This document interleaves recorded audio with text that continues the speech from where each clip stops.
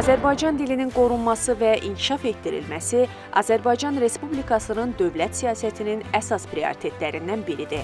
Bu baxımdan Azərbaycan Respublikasının prezidenti cənab İlham Əliyevin əsas tapşırıqlarından biri dünya azərbaycanlılarının ana dilini yaşatması və mənimsəməsi üçün davamlı və unikal şəraitin yaradılmasıdır. Mənim göstərişimlə onlayn məktəblər artıq açılır və onların sayı da çoxalmalıdır, əhatə dairəsi çoxalmalıdır. Azərbaycanlıların yaşadıkları bütün yerlərdə onlayn Azərbaycan dili məktəbləri olmalıdır ki, bizim uşaqlarımız öz ana dillərini bilsinlər.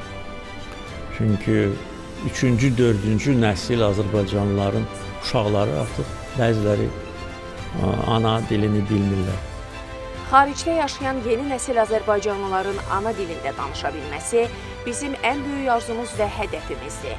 Məhz bu amalı rəhbər tutaraq, ana dili Azərbaycan məktəbi layihəsi olaraq biz də işimizi daha böyük əzmlə davam etdiririk.